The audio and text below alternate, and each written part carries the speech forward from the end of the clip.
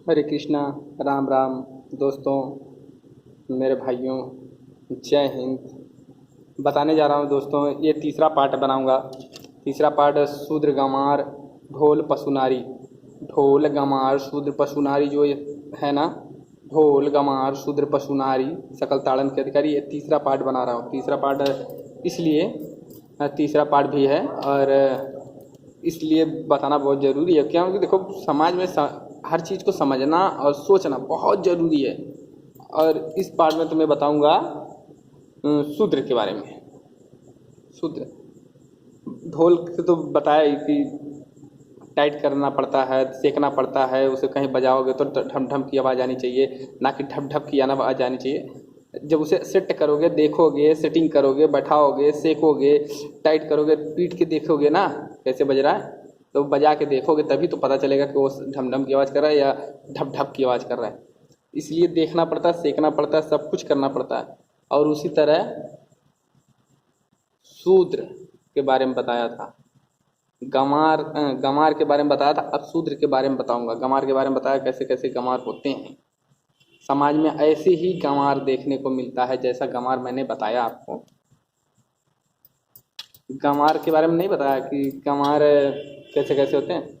देखो, गंवार बहुत, ऐसा नहीं है कि मैं गंवार नहीं, मैं भी गंवार हो सकता हूँ। अगर आप लोगों को मेरे से अगर अड़चन हुआ, अगर मैं उस अड़चन का निवारण ना कर पाऊँ, तो मैं भी गंवार हूँ।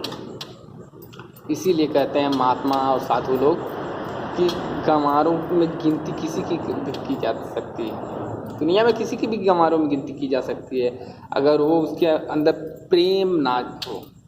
जैसे रामायण देखे हो, सुने हो, राम आयन तभी होता है रामायण। तो उसमें रामचरित्र जो मानस है, राम का चरित्र दर्शाता है कि वो कैसे चरित्रवान हैं। तो इसीलिए तो राम को कहते हैं मर्यादा पुरुषोत्तम राम। उनके चरित्र के बारे में समझाया गया था। तो चरित्र अगर हमारा भी अच्छा होगा तो हमें कोई गंवार कहेगा नहीं। अगर चरित्र गड़बड़ होगी, कोई भी गंवार कह सकता है। दुनिया में बहुत सारे गंवार हैं, बहुत सारे, गिनती करो तो बहुत गंवार है। और जो प्रेम पूर्वक एक दूसरे को समझे, एक दूसरे को सुमरे, एक दूसरे को माने, एक दूसरे के साथ व्यवहार अच्छा करे, वही होते हैं गंवार, नहीं विद्वान।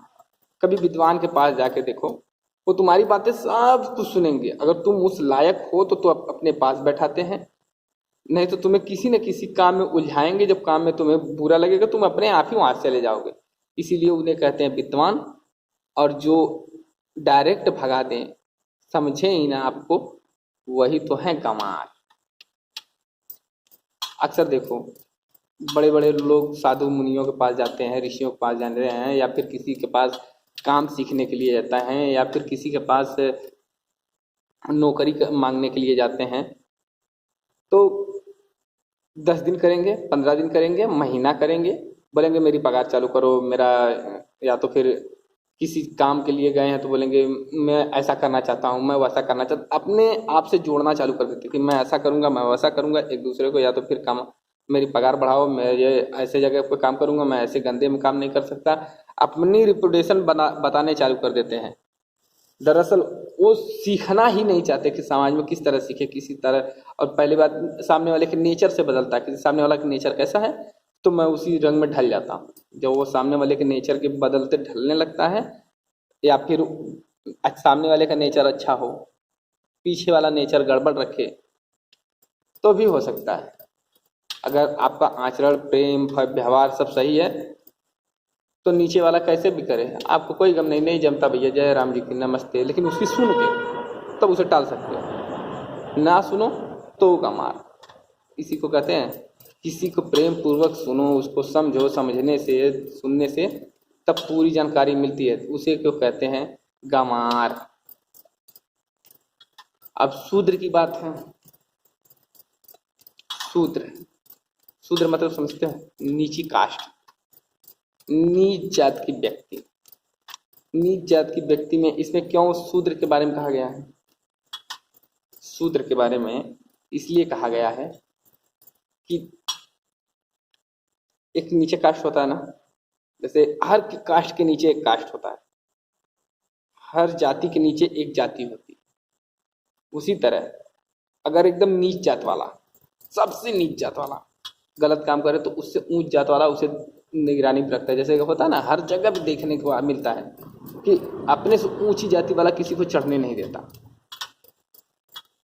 है ना। तुमसे ऊंच वाला तुम्हें चढ़ने नहीं देगा, तुमसे ऊंच वाला तुम्हें चढ़ने नहीं देता, तुमसे ऊंच वाला तुम्हें चढ़ने नहीं देता। ऐसे ही नीचे जाति वाले होते हैं, लेकिन इन पर निगरानी रखना बहुत जरूरी, चाहे ऊपर वाला रखे, चाहे नीचे वाला रखे, चाहे नीचे वाला रखे, चाहे नीचे वाला रखे, मगर निगरानी रखना बहुत जरूरी है। आज के समय में देखो, यूट्यूब पे देख ही रहे हो, किसी को भी गाली दे देना, किसी का भी माँ बहन करना, किसी का भी बेइज्जती करना, और नाचना गाना कमर हिलाना आता है ना, पूरे बदन छोड़ के। आजकल भोजपुरी गानों पर ठुमके लगा रहे हैं, हिंदी गाने पे एकदम गंदे गंदे वाहियात डांस कर रहे हैं, छोटे छोटे स्कर्ट पहनते, छोटे छोटे कट्टी पहनते, छोटे छोटे कपड़े पहनते हैं, और ये इन्हें कोई समझ ही नहीं रहता। ये यही चीज तो कहते हैं, ये कास्ट ही बदलते हैं, इन्हीं की वजह से कास्ट बदलता है। साधु पुरुष जितने होते हैं, बड़े बड़े महान लोग होते हैं, जितने लोग या बड़ी उच्च अवधि पे जो लोग होते हैं, तो वो यही कहते हैं ये लोग बेकार हैं, इनके वजह से समाज खराब हो रहा है। ये जो ऐसा कर रहे हैं, जैसे फिल्मी दुनिया में ले लो, जितने हीरो हैं, जितने हीरोइन हैं, पुरानी फिल्में देखोगे तो उसमें कहानियों जैसी रहती थी, मगर जब से ये छोटे कपड़े पहनने लगे और बोलने का तरीका बदल दिया, कॉमेडी के लिए किसी का भी भद्दा मजाक उड़ाने लगते हैं, यही सब चीज़ें आज इसी चीज़ों के चक्कर में पूरी संसार गड़बड़ हो रही है। किसी भी भाषा में उपयोग कर देते हैं, कोई चीज़ है, किसी को बेइज्जती करने से एक तरफा पीछे नहीं हटते।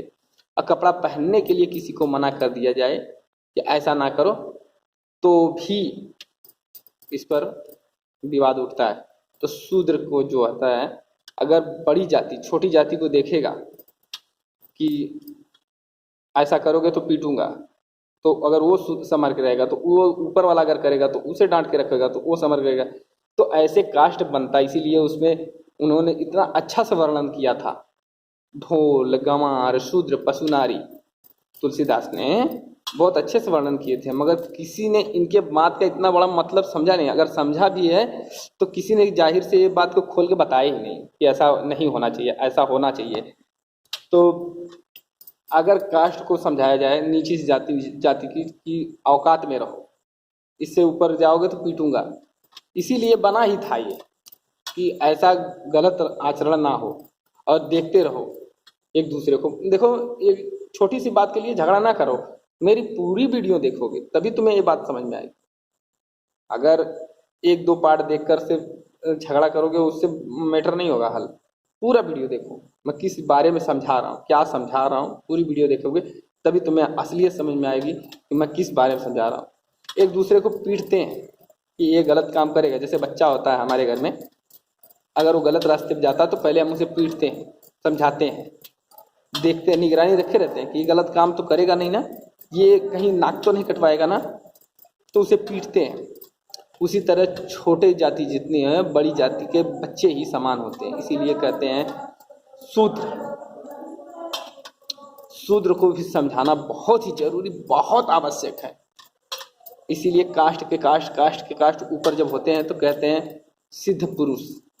आदमी उसी से आचरण लेता है जो अच्छा ज्ञान देता है। जैसे गुरु के पास जाते हैं, सब नीचे छोटे छोटे बच्चे बैठे रहते, मगर गुरु अच्छा ज्ञान देता है ना, तो उसकी ध्यान से सब सुनते हैं, एक तरफ से बैठ के, हाँ गुरु जी ने ये बात बताई है, गुरु जी ने ऐसे ऐसे कहा है, तो उसकी बातें सब सुनते हैं। अगर वो गुरु सही ज्ञान नहीं देता है तो उसे छोड़ के किसी और के पास जाते हैं। यही चीज भी इसमें भी है। जैसे मैंने बताया गंवार, कैसे ऐसे गंवार होते हैं, और ऐसे प्रेम करने वाला गंवार नहीं होता है, ज्ञानी होता है। उसी तरह इसमें भी है। शूद्र हर कास्ट को हर कास्ट दबाएगा, अच्छा से रखेगा, बच्चे की तरह रखता है, देख निगरानी रखते रहते हैं कि गलत तो नहीं जाएगा ना, गलत तो नहीं जाएगा ना, गलत तो। ऊपर वाला भी नीचे वाले का रखे, नीचे से नीचे वाला कास्ट रखे, एक दूसरे का नजर। जब ध्यान से रखोगे ना, यही कास्ट को तो इतने अच्छे से ये परिवर्तन करेंगे अपने आप में सुधार, गलत रास्ते कभी गंदा विचार समाज में नहीं उठेगा। इन्हीं की वजह से ही समाज ऐसा बदलाव लाया है। ये गंदे गंदे बात बोलना, किसी का आचरण ना करना, किसी का स्वभाव नहीं करना, किसी के पूजा पाठ होती है तो उसको बिगाड़ना, मंदिर तोड़ना, घर फोड़ना, ये सब यही कास्ट करती है। अगर इनसे हर ऊंची जाति वाला संभाल कर रखेगा ना, पीट के रखेगा ना, तूने गलत किया है। जरूरी नहीं कि ऊंची जात वाला ही सबसे महान हो, इसमें ज्ञानी पुरुष भी सबसे महान होते हैं। जैसे उन्हें सिखाने के लिए साधु संत खड़े हो जाते हैं, सिद्ध पुरुष खड़े हो जाते हैं, तुम गलत कर रहे हो। इसीलिए ये समाज चलता है। एक आदमी से समाज नहीं चलता और एक जाति से समाज नहीं चलता, और हर ब्राह्मण साधु नहीं होता। हर जाति के लोग साधु होते हैं और हर जाति के लोग ब्राह्मण होते हैं। ये मत सोच के चलना कि ब्राह्मण ही सिर्फ ब्राह्मण होता है, ऐसा नहीं होता है कि पंडित ही ब्राह्मण होगा। ना ना ना, जो शास्त्र संगत पढ़ के चलता है, जो शास्त्रों का ज्ञान रखता है, जो ज्ञाता होता है, वही पांडित्य माना जाता है। ऐसे ये कहीं भी गीता उठा लो, किसी से भी पूछ लो, किसी पंडित से भी पूछ लो कि क्या पंडित के कोख से जन्म लेने वाला ही पंडित होता है, या शास्त्र संगत में ज्ञान रखने वाला भी पंडित के नाम से पूजा जाता है, या अगले जन्म में उसे पंडित का सत्संग मिला था या सत्य मिला था, संग मिला था, एक दूसरे के साथ संगत करने से ये पंडित के इतना ज्ञान होता है उसे। हर कोई ज्ञान रखने वाला शास्त्रों का और एक दूसरे को आचरण से समझने वाला पंडित होता है। किसी से भी ज़्यादा जानकारी जिसके पास हो वो पूछ सकता है, इसमें मना नहीं करता। इसीलिए कह रहा हूँ कि ध्यान से शूद्रों की बारे में जानकारी लगाएं। इसके आगे और बताऊंगा, लेकिन ये वीडियो ज़्यादा लंबी हो जाएगी, इसलिए हरे कृष्णा, राम राम, नमस्कार, जय हिंद दोस्तों, बाय बाय।